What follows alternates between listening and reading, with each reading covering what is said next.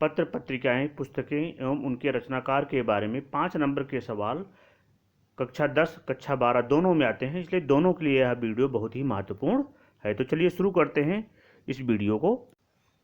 आज का पहला प्रश्न, लहरों के राजहंस कृति का संबंध गद्य की किस विधा से है? 4 ऑप्शन दिए गए हैं। तो इस प्रश्न का सही उत्तर है ख, नाटक। चलिए देखते हैं अगला प्रश्न। प्रश्न नंबर 2, संयोक्ता स्वयंवर कृति है। संयोक्ता स्वयंवर कृति है, किसकी कृति है? 4 ऑप्शन दिए गए हैं। इसका भी ख ऑप्शन सही है, श्रीनिवास दास की। श्रीनिवास दास की। आगे बढ़ते हैं और अगला प्रश्न, प्रश्न नंबर 3, हिंदी का प्रथम नाटक है। हिंदी का प्रथम नाटक है, इसका उत्तर है नहुष, यानी घ ऑप्शन। तो घ ऑप्शन सही है, नहुष। चौथा प्रश्न देखते हैं, निम्नलिखित में से नाटक है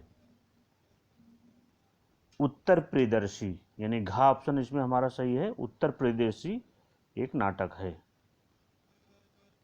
पांचवा प्रश्न देखते हैं, बीसल देव रासो के रचयिता का नाम है नरपति नाल, यानी डी ऑप्शन हमारा सही है। प्रश्न नंबर 6, अंडे के छिलके किसकी कृति है? अंडे के छिलके जो है मोहन राकेश की कृति है। तो इसका सही उत्तर होगा सी, मोहन राकेश। जल्दी जल्दी हम इसमें आज प्रश्न देख रहे हैं। और प्रश्न नंबर 7 देखते हैं, इनमें से कौन सी रचना जायसी की है?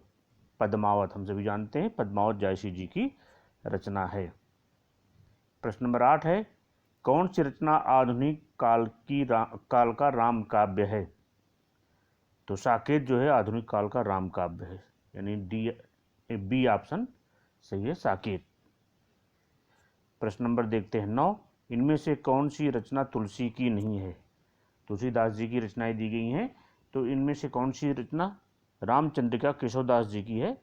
तो बी ऑप्शन इसमें सही है, ये रामचंद्रिका तुलसीदास जी की नहीं है।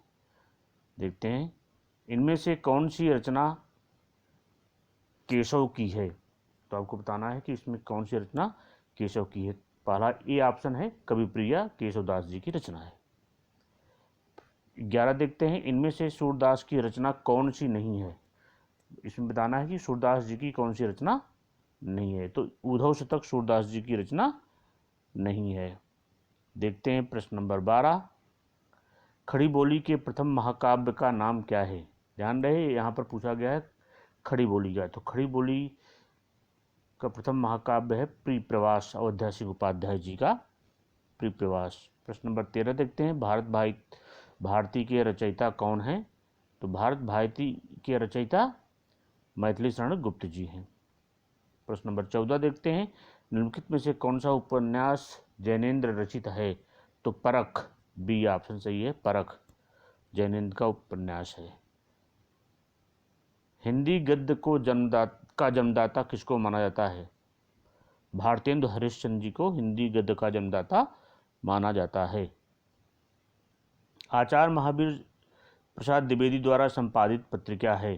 तो आचार्य महावीर प्रसाद द्विवेदी द्वारा संपादित पत्रिका का नाम सरस्वती है, यानी ख ऑप्शन हमारा सही है।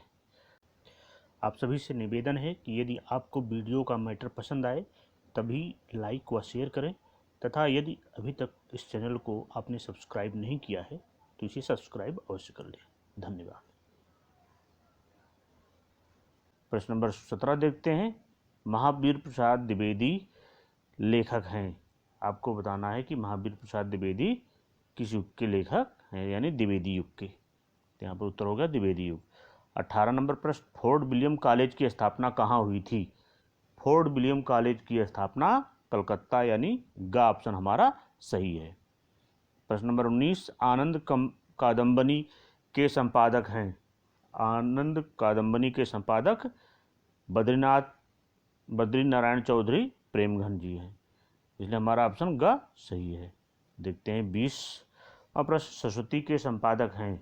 महावीर प्रसाद द्विवेदी सरस्वती के संपादक, यानी ख ऑप्शन हमारा सही है। प्रश्न नंबर 21 देखते हैं, चिंतामणि किस लेखक की कृति है?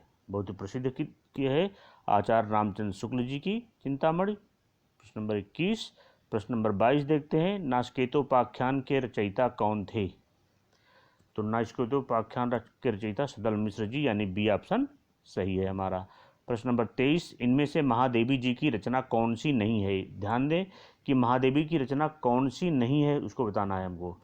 तो पंचरत्न महादेवी जी की रचना नहीं है, बाकी सभी जो है महादेवी जी की रचनाएं हैं। प्रश्न नंबर 24, चंद्रकांता उपन्यास के लेखक कौन हैं? तो चंद्रकांता उपन्यास के लेखक देवकीनंदन खत्री जी हैं। इसमें जासूसी, तिलस्मी और अय्यारी कभी कभी आता है कि उसमें अगर ऑप्शन दिया हुआ रहे कि चंद्रकांता जासूसी उपन्यास है या तिलस्मी या अय्यारी, अगर दोनों रहे तो उसमें तिलस्मी और अय्यारी इसी को सही करना है। चलिए देखते हैं। प्रश्न नंबर 25, भारत दुर्दशा रचना है। भारत दुर्दशा रचना है भारत दुर्दशा रचना है।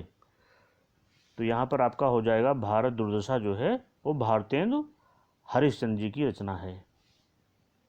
भारतेंदु हरिश्चंद्र की, यानी यहाँ थोड़ा सा उल्टा का खा गा घा इधर आ गया, तो गा ऑप्शन यहाँ पर है भारतेंदु हरिश्चंद्र की। चलिए देखते हैं। प्रश्न नंबर 26, श्री चंद्रावली नामक नाटक के लेखक हैं। तो का ऑप्शन भारतेंदु हरिश्चंद्र जो है ये चंद्रावली नाटक के लेखक हैं। तो इसमें उत्तर हो जाएगा हमारा का ऑप्शन सही, भारतेंदु हरिश्चंद्र। देखते हैं प्रश्न नंबर अगला 27, आधे अधूरे के लेखक हैं। आधे अधूरे के लेखक हैं, तो आपको बताना है कि आधे अधूरे के लेखक कौन से हैं? मोहन राकेश जी हैं। 27 का खा। प्रश्न नंबर 28 देखते हैं, सूतपुत्र नाटक के रचनाकार हैं। सूतपुत्र नाटक के रचनाकार हैं डॉक्टर गंगा साहेब प्रेमी। प्रश्न नंबर 29 देखते हैं, रेल का विकट खेल के रचयिता हैं। रेल का विकट खेल के रचयिता हैं, तो यहाँ पर आपका ऑप्शन हो जाएगा बालकृष्ण भट्ट। रेल का विकट खेल। 29 का खा हो गया। 30, सुनीता उपन्यास के लेखक कौन हैं? तो अज्ञेय जी का ये प्रसिद्ध उपन्यास है सुनीता, तो अज्ञेय जी।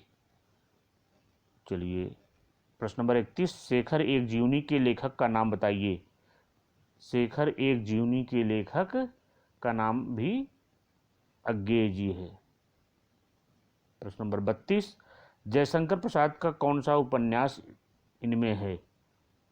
तो जयशंकर प्रसाद का उपन्यास इनमें तितली है। तितली उपन्यास जयशंकर प्रसाद जी का है, तो सी ऑप्शन सही हो जाएगा। त्यागपत्र उपन्यास के लेखक कौन हैं? त्यागपत्र जैनेन्द्र जी का बहुत प्रसिद्ध उपन्यास है, तो जैनेन्द्र।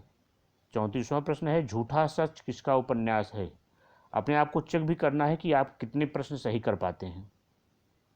झूठा सच किसका उपन्यास है? तो झूठा सच यशपाल का उपन्यास है, यानी बी ऑप्शन सही हो गया। बाणभट्ट की आत्मकथा किस विधा की पुस्तक है? बाणभट्ट की आत्मकथा भले लिखा हुआ लेकिन ये यहाँ पर जो है ये आपका ऑप्शन सही होगा उपन्यास।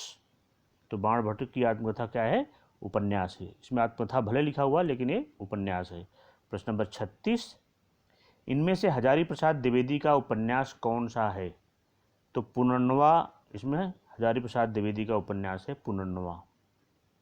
और प्रश्न नंबर 37 देखते हैं, वैशाली की नगर बधू किसका उपन्यास है?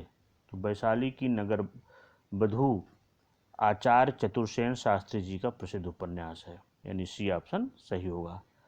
इसमें हम कुल 40 प्रश्न सही इसमें शामिल करेंगे और दूसरे भाग में कुछ पत्र पत्रिकाएँ और पुस्तकों के नाम हम शामिल करेंगे। तो हिंदी के प्रसिद्ध आंचलिक उपन्यासकार इनमें से कौन हैं? तो फणीश्वर नाथ रेणु जी बहुत प्रसिद्ध आंचलिक उपन्यासकार हैं। मैला आंचल के लेखक कौन है? इनका बहुत ही प्रसिद्ध ये आंचलिक उपन्यास है फणीश्वर नाथ रेणु जी का मैला आंचल। और आज का अंतिम प्रश्न देखते हैं, 40वां प्रश्न, अनाम दास का पोथा किसका उपन्यास है? तो अनाम दास का पोथा डॉक्टर हजारी प्रसाद का उपन्यास है, डॉक्टर हजारी प्रसाद। बाकी प्रश्न हम अगले भाग में देखेंगे।